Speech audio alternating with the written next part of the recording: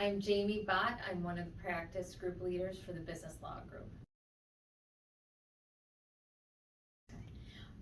Well, I received my undergraduate degree in history from Duquesne University in Pittsburgh, Pennsylvania, where I played Division I tennis. And then I came back to Buffalo to go to the University of Buffalo School of Law, and I ended up getting my dual JD MBA degree. I've been practicing for about 16 years, and I started out practicing in business law, and I have continued. When I first decided to go to law school, actually I've wanted to go to law school my whole life, which is kind of funny. I thought I would be a litigator, and I worked at the DA's office one summer and decided that litigation was really probably not for me. And I ended up getting my dual degree because I was talking to a friend of mine one day who decided that he was going for his MBA, and I thought, you know what, I'm gonna do it too. So I thought it would make me a little more marketable to have a dual degree, and so I ended up taking calculus my summer between my first year of law school and my first year of the MBA program, and went from there. So that's pretty much how I got into corporate law. I worked in law school in a lot of in-house counsel internships and just focused really on corporate practice. And so then out of law school, I just started right into corporate practice and really began working on mergers and acquisitions.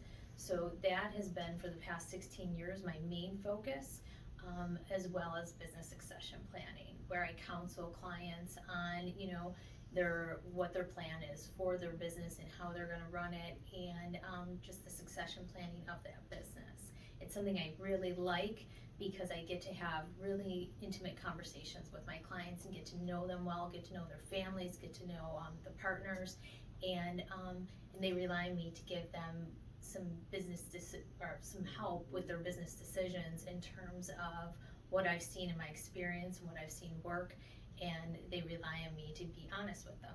And so it allows me to get very close with my clients and have not only a business relationship, but start to have a personal relationship with them, which is great. So I decided to become a lawyer when I was a small child. I don't know why. I just, like I said, I always have wanted to be a lawyer. I've always kind of argued since I was little, but although in court, in business law, you don't really argue as much. You collaborate more, which I really enjoy the collaboration aspect of my practice. So it was just something I always have, I don't know, I've always known that I was going to go to law school. So I think of my most memorable. My most memorable case would probably be, an acquisition.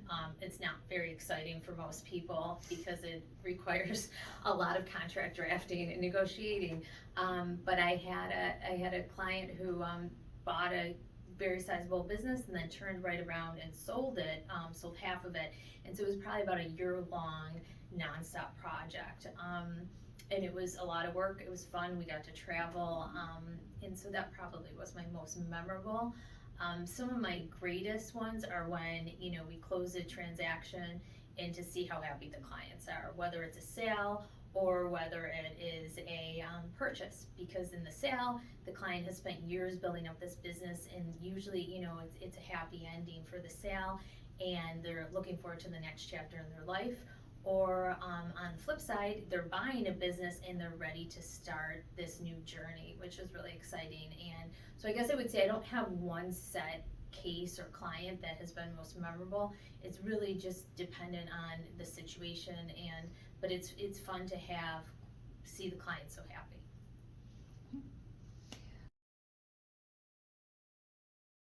Outside of work, I like to spend a lot of time with my 6-year-old son and my husband and my family, and I like to stay active.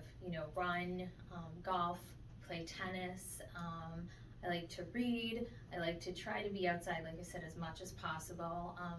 My husband's a big gardener, so we have he probably would not like that I just said